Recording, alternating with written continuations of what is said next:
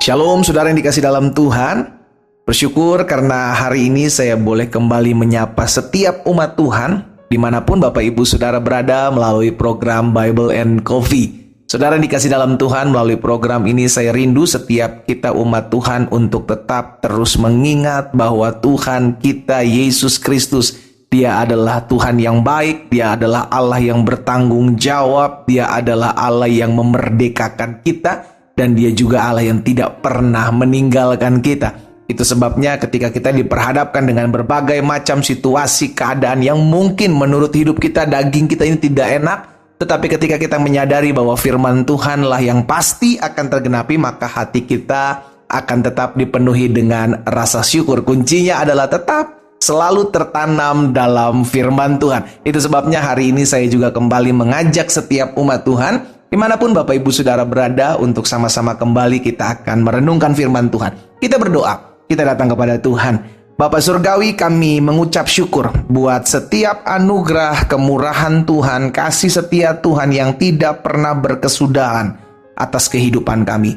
Kembali hari ini kami akan merenungkan sebagian pada firman-Mu. Tuhan tolong kami sehingga ketika kami belajar firman Tuhan, kami mengerti akan kebenaran dan kami percaya kebenaran itulah yang memerdekakan kehidupan kami. Di dalam nama Tuhan Yesus Kristus kami berdoa. Haleluya. Amin, amin. Puji Tuhan. Nah saudara yang dikasih dalam Tuhan, saya percaya bahwa dalam hidup ini, ya kan, selama manusia hidup selalu akan ada masalah. Justru sekarang bukan soal ada atau tidak adanya masalah dalam hidup ini yang harus kita tanyakan ya, atau harus kita perhatikan, tapi bagaimana kita menyikapi masalah yang ada dalam kehidupan keseharian kita. Karena selama kita manusia ini hidup selalu ada masalah, makanya hidup itu jangan selalu cari masalah, karena masalah nggak perlu dicari, datang dengan sendirinya gitu kan. Nah ini yang terjadi dalam kehidupan bangsa Israel ketika mereka keluar dari tanah Mesir, tanah perbudakan, berjalan di padang gurun dari satu tempat ke tempat yang lain, sudah dikasih dalam Tuhan. Dan ini tercatat di dalam Keluaran pasal yang ke-17 ayat yang pertama. Saudara bisa lihat di sana. Kemudian berangkatlah segenap jemaah Israel dari padang gurun Sin, berjalan dari tempat persinggahan ke tempat persinggahan, dari satu tempat ke tempat yang lain, ya kan? Sesuai, perhatikan kata-kata ini, sesuai dengan titah Tuhan. Jadi ketika bangsa Israel keluar dari tanah Mesir, Tuhanlah yang memimpin mereka dengan tiang awan di waktu siang, tiang api di waktu malam. Ketika tiang awan atau tiang api ini berjalan, maka bangsa Israel langsung membongkar tendanya, mereka mengikuti Tuhan. Itu terjadi terus-menerus sehingga dengan titah Tuhan, maka bangsa Israel dipimpin. Maka perhatikan setelahnya, lalu berkemahlah mereka di Rafidim. Ada apa yang terjadi di Rafidim? Alkitab katakan di sana tidak ada air untuk diminum bangsa itu. Saudara mungkin berpikir, loh, ini Tuhan yang pimpin loh. Bangsa Israel ini berjalan dengan titahnya Tuhan, ketetapannya Tuhan. Tuhan berhenti, mereka berhenti. Tuhan jalan, mereka jalan. Dengan kata lain, Tuhanlah yang memimpin mereka ke Rafidim, di mana di sana mereka tidak dapatkan air untuk diminum. Iya kan? Jadi ada kalanya sudah dikasih dalam Tuhan, dalam kehidupan kita ini juga Tuhan membawa kita ke satu tempat, di mana di tempat itu kita mengalami masalah, di mana di tempat tersebut kita mengalami tekanan hidup.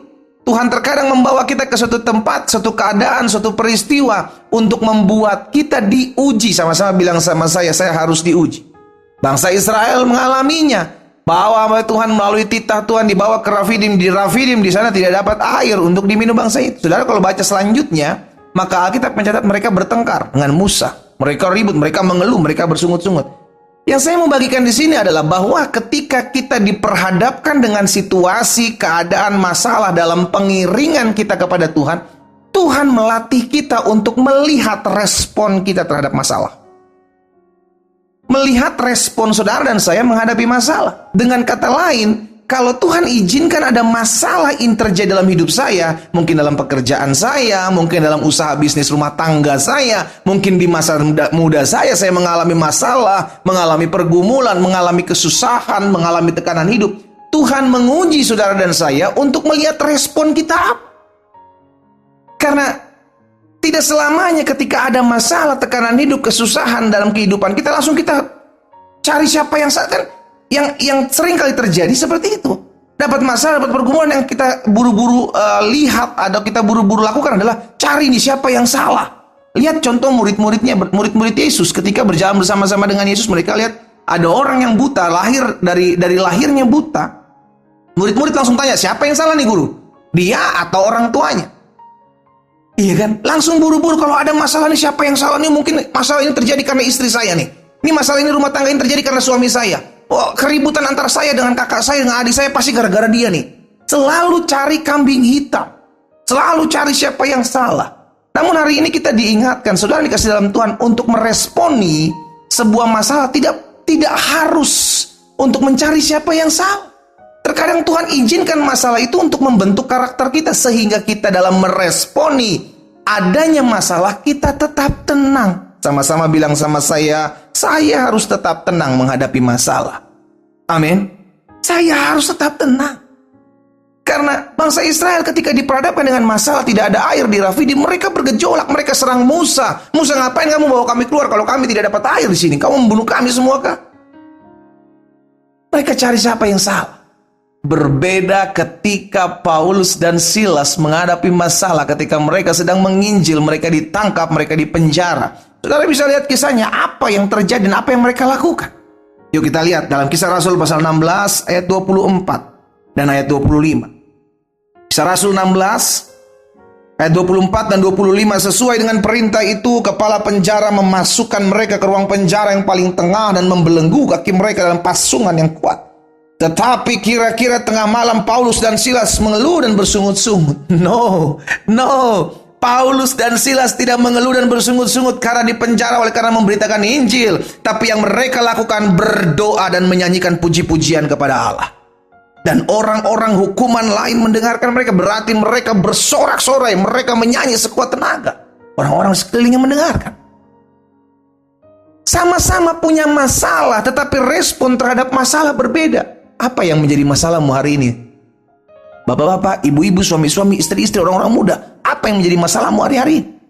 Sikap kita terhadap masalah, respon kita terhadap tekanan hidup akan menentukan seperti apa hasilnya di belakang masalah.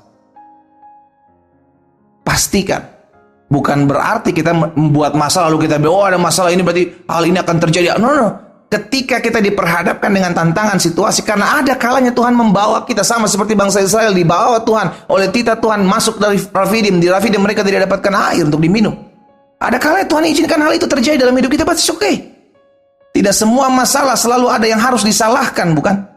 Justru sebaliknya kita harus melihat apa yang Tuhan mau buat dalam kehidupan saya melalui masalah ini. Apa yang Tuhan akan kerjakan dalam kehidupan saya melalui pergumulan saya ini. Karena saya percaya firman Tuhan yang akan tergenapi, Allah turut bekerja di dalam segala sesuatu untuk mendatangkan kebaikan. Respon sikap terhadap masalah yang kita hadapi akan menentukan setiap hasil dari apa yang kita akan jumpai. Kita berdoa, kita datang kepada Tuhan.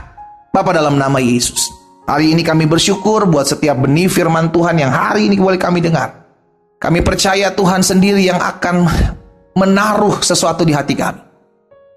Sehingga kalau ada umat Tuhan yang mungkin hari-hari sedang diperhadapkan dengan tekanan hidup, dengan masalah, dengan badai kehidupan Tuhan.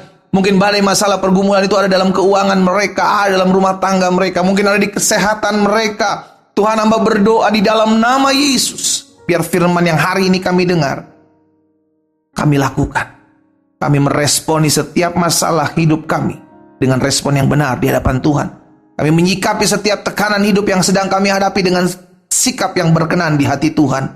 Kami tidak cari-cari siapa yang salah, namun kami selalu membenahi diri karena kami tahu segala sesuatu Tuhan izinkan terjadi untuk mendatangkan kebaikan dalam hidup kami. Bapa, hamba berdoa, biar setiap umat Tuhan yang hari ini mendengarkan firman Tuhan selalu terus dibenahi untuk dapat menyikapi, meresponi setiap pergumulan, setiap masalah, setiap tantangan hidup kami dengan benar, sesuai dengan apa yang Tuhan pandang baik. Hamba juga berdoa buat yang sakit. Hamba ucapkan berkat di dalam nama Yesus. Biar bilur-bilur-Mu menyembuhkan mereka. Kami percaya disampaikan firman, disembuhkan mereka. Terjadi di dalam nama Yesus Kristus Tuhan.